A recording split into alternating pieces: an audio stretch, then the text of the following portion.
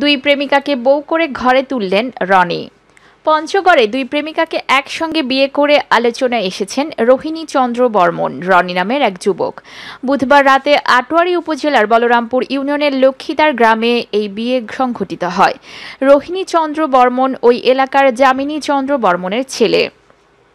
স্থানীয়রা জানান, বলরামপুর ইউনিয়নে গাঠিয়াপাড়া এলাকার গিরিশচন্দ্রের মেয়ে ইতি রানীর সঙ্গে দীর্ঘদিন ধরে রনির প্রেমের সম্পর্ক ছিল। ৪-৫ মাস আগে তারা মন্দিরে গিয়ে বিয়ে করেন। তবে পারিবারিক কারণে বিয়ের বিষয়টি গোপন রেখেছিলেন দুজনই। এর মধ্যে নতুন করে একই ইউনিয়নের লক্ষ্মীদার গ্রামের টনু কিশোর রায়ের মেয়ে মমতা রানীর সঙ্গেও প্রেমের সম্পর্ক গড়ে তোলেন রনি। প্রেমের সূত্রে মমতা রানীর সঙ্গে গত ১২ এপ্রিল রাতে দেখা করতে যান রোহিণী। সেখানে দুজনকে একত্রে দেখে ফেলেন মমতার পরিবারের লোকজন। এক পর্যায়ে তাদের আটকে রেখে পরের দিন বিয়ে দেন তারা। রনির বিয়ের খবর শুনে আগের প্রেমিকা ইতি রানী বুধবার সকালে স্ত্রীর দাবি নিয়ে তার বাড়িতে গিয়ে অবস্থান নেন। রাতে ৩ পরিবারের সম্মতিতে নিজ বাড়িতে আনুষ্ঠানিকভাবে দুই প্রেমিকার সঙ্গে রনির বিয়ে সম্পন্ন হয়।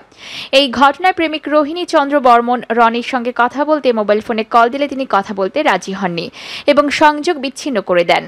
তবে রনির বাবা যামিনী চন্দ্র বর্মন বলেন, দুজনকে একসঙ্গে ঘরে তুলতে কারো কোনো আপত্তি ছিল না। তবে আগের বিয়েগুলোর বিষয়ে যেহেতু জানা ছিল না, তাই নতুন করে আমি তাদের আবার বিয়ের ব্যবস্থা করেছি।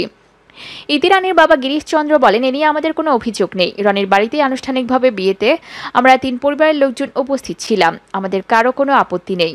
স্থানীয় ইউপি মেম্বার খায়রুল ইসলাম বলেন, বিয়ের কথা শুনেছি, তবে বিয়ের বিষয়ে আমাকে কিছু বলা হয়নি। আমি এর বেশি কিছু জানি না। এ বিষয়ে বলরামপুর ইউনিয়নের চেয়ারম্যান দেলোয়ার হোসেন বলেন, প্রথম বিয়ের বিষয়টি আমাকে জানানো হয়েছে, পরে আমার সঙ্গে আর কেউ যোগাযোগ করেননি। তবে দুজনকে বিয়ে করে ঘরে তোলার কথা শুনেছি।